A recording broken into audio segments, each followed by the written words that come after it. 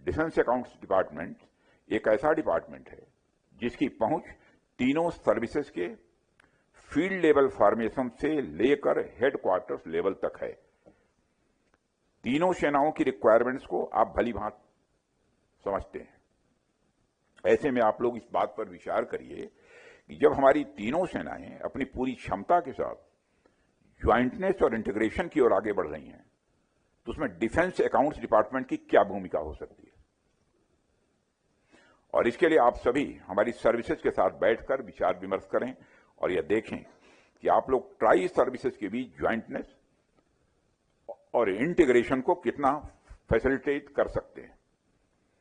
यह हमारी tri services के ज्वाइंटनेस और इंटीग्रेशन में अच्छे रिजल्ट दे सकता है, ऐसा मेरा मानना है। साथियों, जैसा कि आप सभी को मालूम है कि नेशनल सिक्योरिटी एनवायरनमेंट बहुत ही डायनेमिक है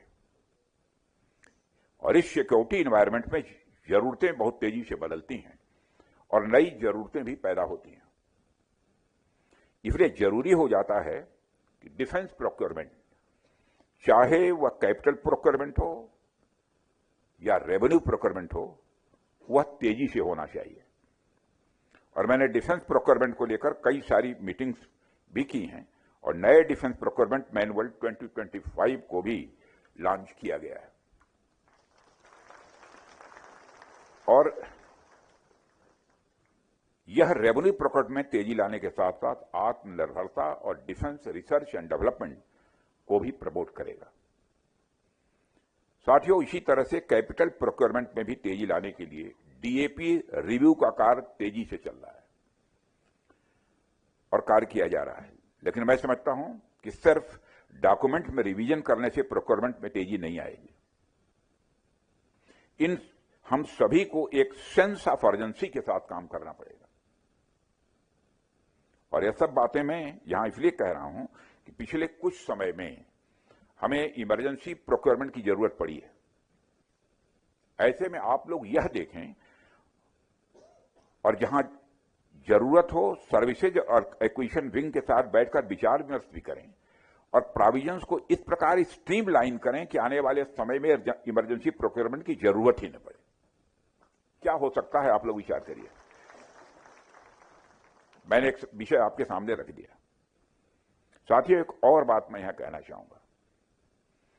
मेरे सुझाव पर सीजीडीए ने 2 मार्केट इंटेलिजेंस रिपोर्ट्स जारी की। इन रिपोर्ट्स में जेम प्रोक्योरमेंट्स के बेस पर रक्षा बजट के आर्थिक प्रभाव का आकलन किया गया है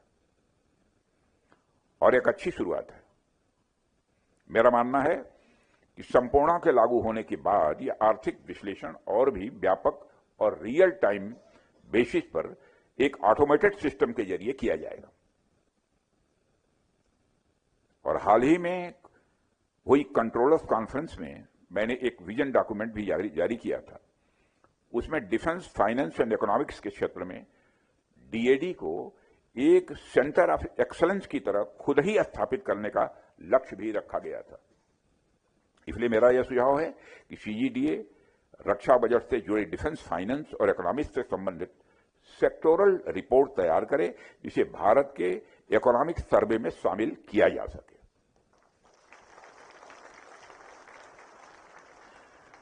साथियों, चूंकि डिफेंस अकाउंट्स डिपार्टमेंट को centre of excellence for defence, finance and economics बनाने का विजन डॉक्यूमेंट पहले ही जारी किया जा चुका है, इसलिए मैं चाहूंगा कि सीजीडीए इसका एक पूरी एक्शन प्लान भी तैयार करें ताकि इस विजन डॉक्यूमेंट को सही मायनों में लागू किया जा सके।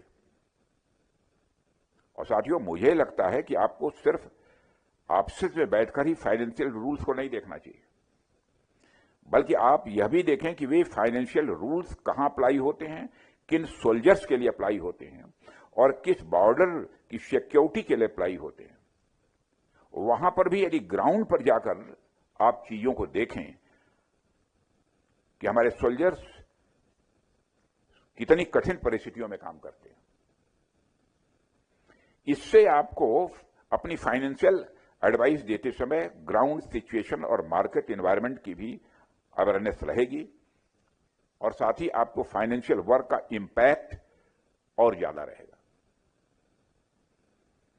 साथियों, मैं भली भांति जानता हूं कि आप सभी जिस क्षेत्र में यहां काम कर रहे हैं वह बड़ा कॉम्प्लेक्स है और आपका कार्य एक ऐसी जिम्मेदारी है जो सीधे सीधे हमारी नेशनल सिक्योरिटी और हमारे सैनिकों के मनोबल से जुड़ा हुआ है। कई बार परिस्थितियां ऐसी हो जाती हैं जब आपको एक ही समय में दो बिल्कुल अलग अलग जिम्मेदारियों का निर्वहन भी करना पड़ता है। एक और आपको फाइनेंशियल रूल्स एंड रेगुलेशन का सख्ती से पालन करना होता है और यह आवश्यक भी है, क्योंकि राष्ट्र की संपत्ति का हर एक पैसा जनता की गाढ़ी कमाई का है और उसका सही सही उपयोग सुनिश्चित करना मैं समझता हूं कि हम सभी की जिम्मेदारी भी है और हम सभी की जवाबदेही भी है।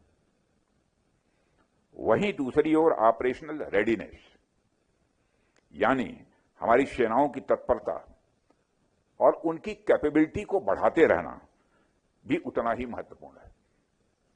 कभी कभी यह दोनों बातें कंट्राडिक्टरी लगती हैं। कई बार यह लग सकता है कि रूल्स और जिम्मेदारियों के बीच टकराव हो रहा है, लेकिन साथियों, मेरा अपना अनुभव यही कहता है कि यह कंट्राडिक्शन केवल ऊपरी तौर पर दिखने वाला भ्रम है। यदि हम सही सोच और कोऑर्डिनेशन के साथ काम करें, नियमों का पालन करते हुए भी हमारी सेनाओं की आवश्यकताओं को समय पर पूरा किया जा सकता है। यही बैलेंस हमारे कार्य का सबसे, मैं मानता हूं, सबसे इंपॉर्टेंट फैक्टर है और जब यह संतुलन साध लिया जाता है तब चाहे कितनी भी बड़ी चुनौती क्यों ना आ जाए, हम उसे न केवल पार कर सकते हैं बल्कि उससे और भी मजबूत बनकर हम निकल सकते हैं। साथियों, जब हम किसी भी पद पर होते हैं, चाहे वो पद कोई छोटा बड़ा नहीं होता, चाहे पद जैसा भी हो। वैसा मैं कोई बड़े पद पर नहीं हूं, एक दायित्व मैं निभा रहा हूं, एक दायित्व आप निभा रहे हैं, बहुत सारे दायित्व ये निभा रहे हैं। कोई छोटा बड़ा नहीं है, कोई छोटा बड़ा नहीं होता और हमें अनेक प्रकार की चुनौतियों का सामना करना पड़ता है जब हम अपने दायित्व को निभाते हैं। कभी कभी रिसोर्सेस की कमी होती है, संसाधनों की कमी होती है, कभी अचानक परिस्थितियां बदल जाती हैं, कभी ह्यूमन एरर्स, तो कभी कभी एक्सटर्नल प्रेशर भी। यह सभी जीवन का यह हिस्सा है, हमें यह भी मानना चाहिए। मैं स्वयं सार्वजनिक जीवन में लंबे समय से काम कर रहा हूं और इस दौरान मैंने कई सारी जिम्मेदारियों का निर्वाह किया है, कभी संगठन में तो कभी सरकार में, चाहे स्टेट गवर्नमेंट हो या सेंट्रल गवर्नमेंट हो। मेरे इतने लंबे अनुभव की समरी यही है कि कठिनाइयां और चुनौतियां यह जीवन का हिस्सा है, जीवन का अंग है। चुनौतियों से भागना या उन्हें टालना किसी समस्या का समाधान नहीं है। समाधान तब होता है जब हम चुनौती का सामना सीना तान कर करें।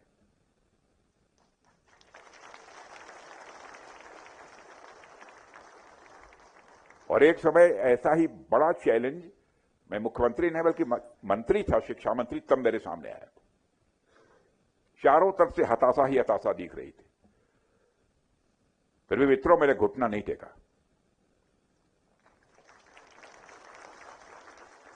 और यह तभी संभव है जब हमें स्पष्ट है कि हमारा आंतरिक लक्ष्य यानी अल्टीमेट गोल क्या है।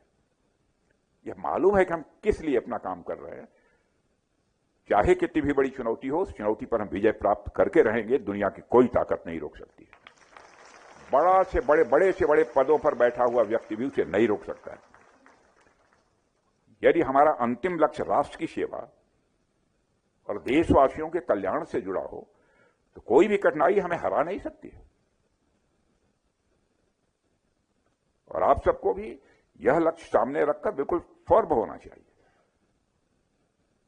साथियों, हम सबको अपने मन में यह बात बहुत स्पष्ट रखनी चाहिए कि हम जो भी काम कर रहे हैं वह केवल काम करने के लिए काम न हो, यह केवल एक ड्यूटी या प्रोफेशन न हो, यह हमारे लिए सेवा हो, साधना हो। और सेवा और साधना जो होती है वह केवल इंसान की ही सेवा नहीं होती है, वो परमात्मा की भी सेवा होती है। हमें यह समझना होगा कि हमारा हर डिसीजन सीधे सीधे हमारे जवानों की सुरक्षा, उनके मनोबल और हमारे राष्ट्र की शक्ति से जुड़ा हुआ है और राष्ट्र के स्वाभिमान से जुड़ा हुआ है। मुझे पूरा विश्वास है कि आपके अंदर यह भावना तो है ही कि आप राष्ट्र उत्थान में अपना योगदान देना चाहते हैं और आप राष्ट्र के उत्थान में अपना योगदान दे भी रहे हैं। लेकिन मैं चाहता हूं कि यह भावना केवल एक सडन मोटिवेशन के रूप में न रहे, बल्कि आपके अंदर स्थायी रूप से इसे इनकलकेट करिए, चित्त में बैठाइए। कभी कभी परिस्थितियों के अनुसार यह भावना कुछ डाइल्यूट भी हो जाती है, हर इंसान की होती है, मैंने ऐसा नहीं कि आपके साथ ही होती है। साथियों, आखिर में मैं केवल यही कहना चाहता हूं कि किसी भी राष्ट्र की शक्ति उसकी सेनाओं के साथ साथ उन लोगों की निष्ठा में भी होती है जो पर्दे के पीछे रखकर उस सेना को मजबूत करते हैं,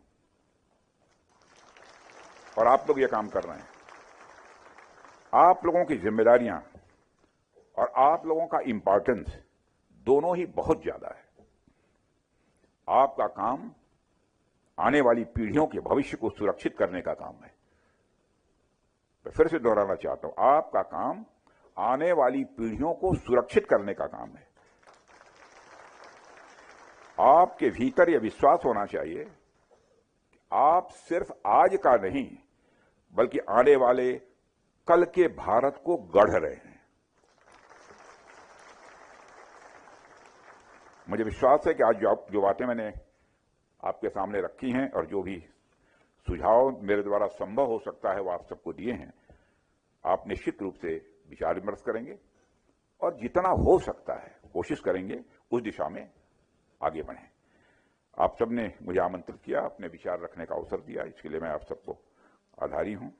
और मैं एक बार पुनः डीएडी के स्थापना दिवस की आप सबको हार्दिक शुभकामनाएं देता हूं, और साथ ही विजयादशमी, दशहरा और नवरात्र की भी ढेर सारी शुभकामनाएं देते हुए अपना निवेदन समाप्त करता हूं।